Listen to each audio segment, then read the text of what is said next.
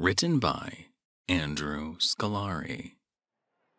Over 62,000 fans were in attendance at the Quaker Life Stadium in Philadelphia that Sunday afternoon to watch their beloved Philadelphia Renegades take on the Memphis Wildcats. It was the last 30 seconds of the fourth quarter. The Renegades were down 21-24. A touchdown would win it for the Philly Light Blue and Gold. The fans were counting on the teamwork of quarterback Reggie Simmons and wide receiver Alex Karnak to do the job. Simmons got the snap while Carmack went deep into the Memphis end zone, and Simmons made a flawless 20-yard pass. Then it happened. Alex Karnak dropped the ball. The referee blew his whistle, signifying the end of the game. Exactly 62,148 people went home disappointed. Some muttering about how Philadelphia should have easily beat the Wildcats. Little did those people know how right they were. Coach Freddie Reese fumed into the team's locker room. He had thrown down his clipboard and stormed off the field when Alex Karnak dropped that pass. As he came to Karnak's locker, he stared at the blue metal rectangle. The bold black letters on the white placard that read, "Karnak," seemed to mock him. "Alex Karnak," he said to himself bitterly. "Philly's golden boy. One of the top wide receivers in the United States Football League. Bullshit." With that, Freddie Reese, who had been the Renegades coach for 15 seasons, kicked Alex Karnak's locker so hard the door came open. Looking inside, the coach noticed a piece of paper on the top shelf. Upon inspecting the paper, Freddie Reese's face went as red as the helmets of the Memphis Wildcats, the team that should have lost. "You should have caught that pass, Alex," Reggie Simmons said coldly as the team entered the locker room. "Hey, sorry, Reggie," Alex said. "I guess it just wasn't my day today." "That's what you said 2 weeks ago after the game in Los Angeles when we lost to the Breakers," said Tony Gotti, one of the linebackers. "Yeah, and same after the home opener against Chicago Vultures," said Darrell Williams, a fullback. "Look, guys, it was just a few missed passes here and there," Alex protested. "Besides, I've got plenty of good catches this season. Like that one last week against the Miami Orcas, or the one against the New York Gladiators. And besides, we're still first in the conference."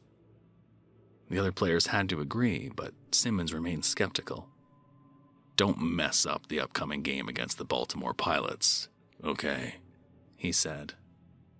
Just then, the door to Coach Reese's door opened and Freddie stuck his head out. "Karnak, I want to see you in my office, right now." Alex Karnak sat down at the coach's desk and ran his fingers through his hair. "What seems to be the problem, Coach?" Alex asked with an air of confidence. He had played under Coach Reese for 7 seasons and was used to his bursts of anger. Coach Reese glared at the 6'4", 29-year-old and his cocky grin, perfect blonde hair, and handsome face. A stark contrast to Freddie Reese himself, who was 60, overweight, and bald save for a thin ring of gray hair around the sides and the back of his head. "I'll tell you what the problem is," the red-faced coach growled. He opened his drawer and took out the paper. "Care to explain this?" he said, showing it to Alex. Alex's calm demeanor faded when he realized what the coach was holding. "Where did you get that?" Alex asked in a shaky voice. "Never mind that. What matters is what's on it. Let me read it to you." Reese cleared his throat. "Big Jim Sports Betting, 1121 Ocean Avenue, Atlantic City, New Jersey. Receipt for a bet for $100,000 on the Philadelphia Renegades versus Memphis Wildcat game. Odds 3-1 against Philadelphia. Placer of bet, Alex Karnak." Alex paled for a moment before speaking. "So what? I placed one little bet on a game. That doesn't mean anything." "I beg to differ. I've noticed how you've been dropping passes throughout the season. That blooper in the home opener against Chicago, that miss in Los Angeles. Not to mention the other one in Kansas City against the Longhorns and against the Detroit Sabres here at home. Alex gulped and tried to maintain his composure. Okay, so I've been making a little extra dough on the side by betting against my team. But I'm still a star. The best player this team's had in years. Without me, the Renegades wouldn't stand a chance against a team of kindergartners, let alone win last year's World Bowl. Remember how humiliated those Boston Minutemen looked when we beat them 49-14? If it weren't for me and my skills, the Minutemen would have walked away with their 5th straight World Bowl title and 11th overall. Alex sneered. Coach Reese was unmoved. It doesn't matter how good you are. What matters is that you violated the USFL's code of conduct. However, I'll give you a choice, Freddie said sternly. A choice? Yes. You can retire and walk away scot-free, or I can report you to the USFL commissioner. If that happens, you'll be banned from football. No other team will even look at you. Not even a semi-pro outfit in some backwater town in the middle of nowhere. Alex sighed. Fine, I'll announce my retirement after the game against Baltimore. Coach Reese nodded. Very well. Now get out of my sight. I'm getting sick just looking at you. Alex walked out of the coach's office. His teammates were still changing. A few looked over at Alex, but no one said anything. Alex silently changed and was the last one out of the locker room. He then slowly made his way down the corridor that led out of the stadium. As he did, he thought about what happened. Damn Coach Reese, sticking his nose where it doesn't belong, he thought to himself. Just then, an idea popped into his head. Wait a minute. I don't have to retire. I can still play. There will be a vacancy on the team, all right. But it will be left by Coach Reese, Alex thought to himself. He laughed to himself as the details of his master plan unfurled in his brain. You may think you won now, but you will soon discover too late that you've already lost. And not just against Memphis. A black 2015 Corvette with its lights off cruised silently down a dimly lit street of a quiet neighborhood in Bryn Mawr, a wealthy suburb of the city. Soon the car stopped in front of a big old house. There it is, Alex Karnak said to himself. I've been to enough Christmas parties that Coach Reese and his wife host every year to know their house on sight. Alex scanned the driveway till his eyes fixed on a silver Mercedes parked outside. Damn fool. Never did park in the garage, Alex said with a smile as he got out. This will make it all the easier. Silently, Alex made his way over to the car with a pair of bolt cutters. Good thing my dad was a mechanic.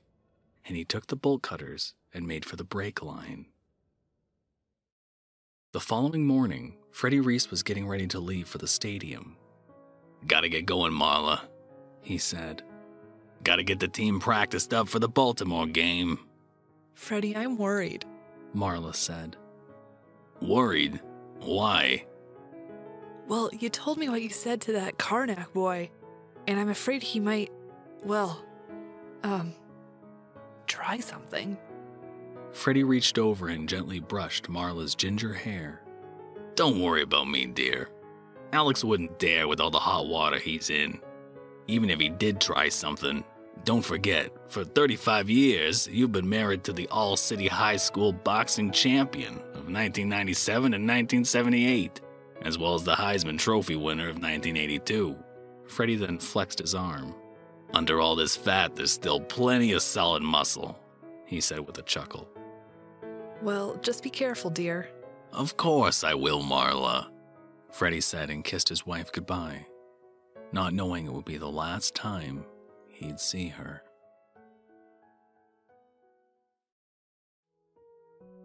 The story was plastered all over the news a few days later. Renegades coach killed in crash, screamed the headlines of the Philadelphia Chronicle. Freddie Reese had been killed when he lost control of his car and crashed into a Philadelphia Area Transit Authority streetcar on Lancaster Avenue. The Philadelphia Renegades were devastated by the loss of their beloved coach, all except Alex Karnak, who was secretly gleeful, but managed to show signs of sorrow.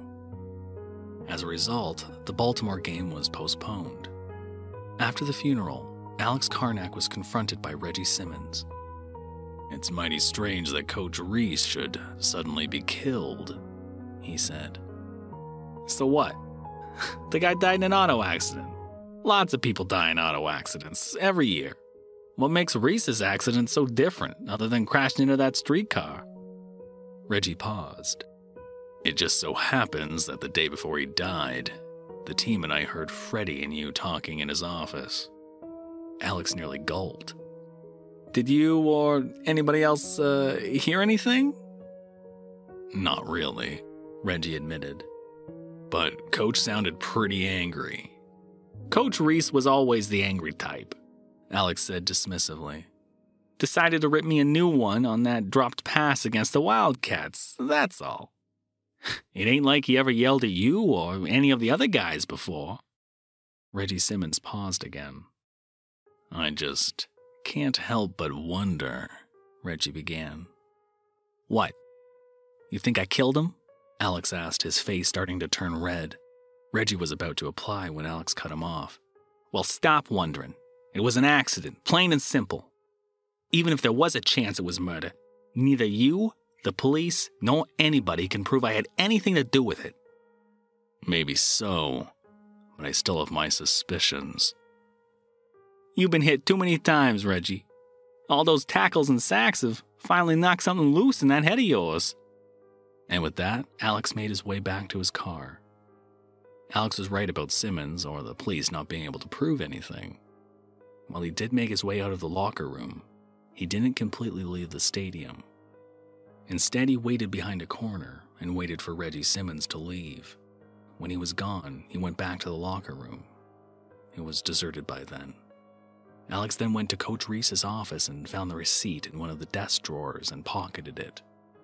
When he got home, he destroyed it. Alex was in the clear for sure.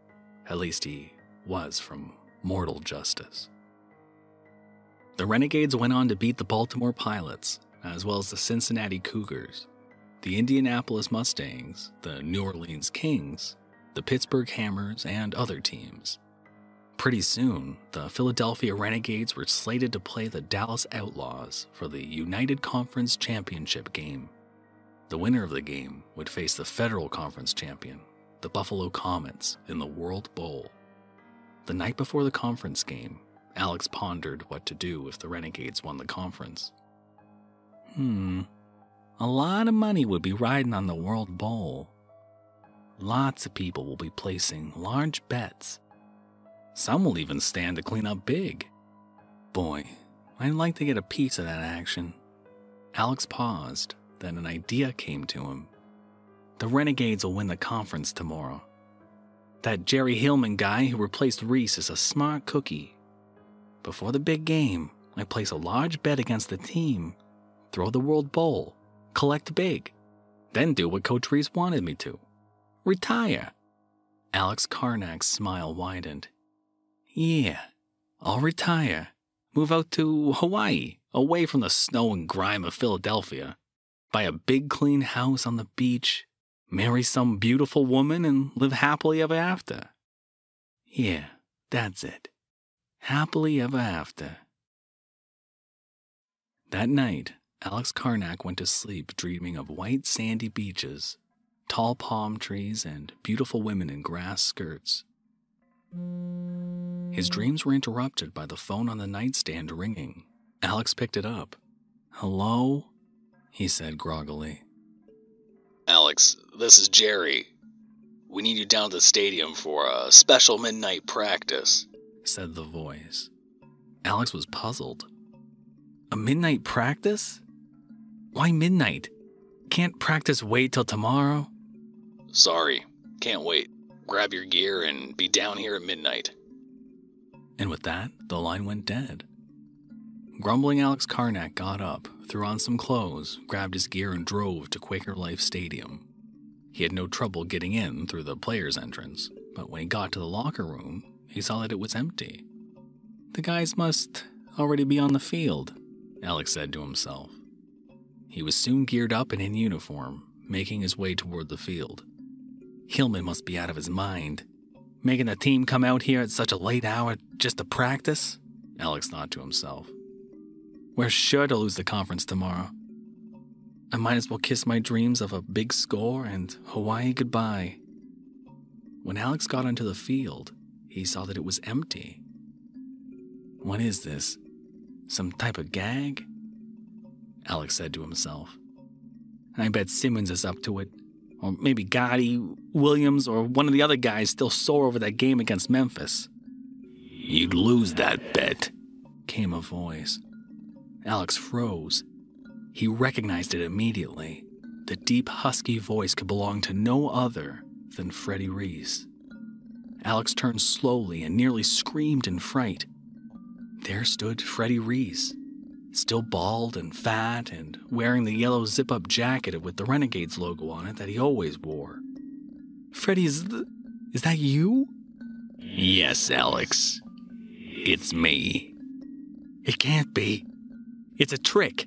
It's got to be a trick. No trick. It is actually me, from beyond the grave. Alex stared in disbelief. Finally, he found his voice again and spoke up. What are you going to do to me? Why, I'm going to give you what you never gave me. A sporting chance to live, Coach Reese said with a smile. Alex, still shaking, asked, What do you mean? Coach Reese grinned more widely.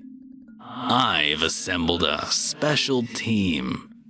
The ultimate all-star squad.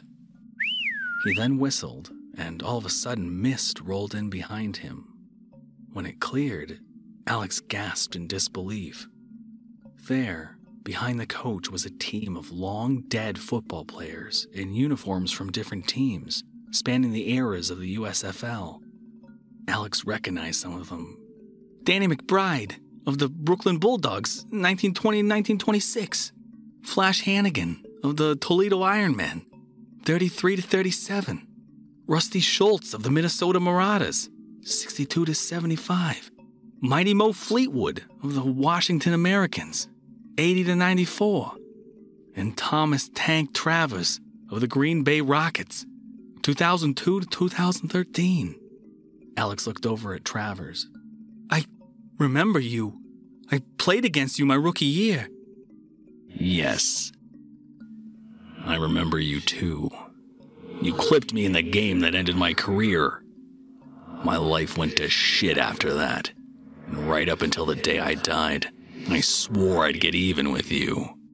Alex wanted this to be a nightmare, to wake up safe in his bed at home, but he knew that it was real. Coach Reese broke the silence. As I said, I'm going to give you a sporting chance to live. If you can score a 100-yard touchdown by getting past my team of the dead, you get to live, and I'll never bother you again. But we don't have a ball. Look down at your feet, Coach Reese said, pointing.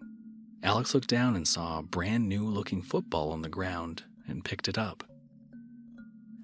Now, go down to the far end zone, and when the referee blows his whistle, start running. What ref? Before he could finish, Alex's eyes fixed on a skeleton in a referee uniform with glowing red eyes. Better get going, said Coach Reese, gesturing to the far end zone. Alex took the ball to the end zone and got ready. He looked down to the other side of the field, at the long line of dead players. This can't be happening, he said to himself. It's just a nightmare. I'll wake up and be in my bed, nice and safe. Just then, the skeleton referee blew his whistle, and without any further pause, Alex ran toward the oncoming rush. Alex crossed the 10-yard line, then the 20, then the 30, then the 40. The 50-yard line was in sight, as was the team of dead stars.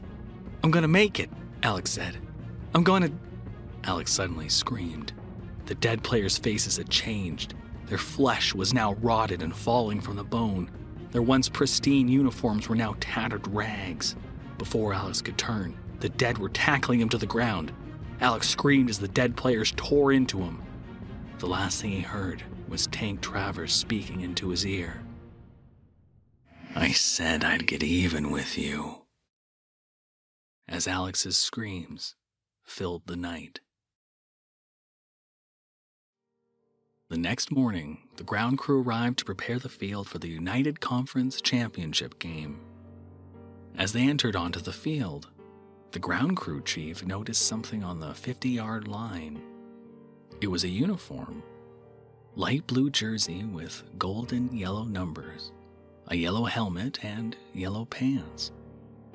Upon closer inspection, the ground crew chief saw that the name on the back was Karnak, and the uniform was stained with red liquid.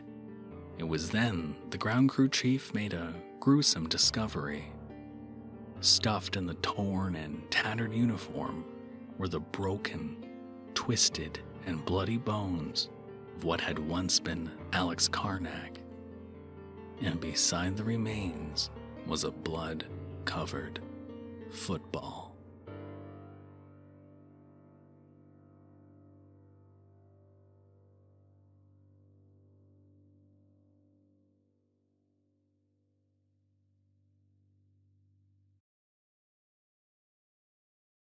Thank you for listening. You can probably handle another horror story, right?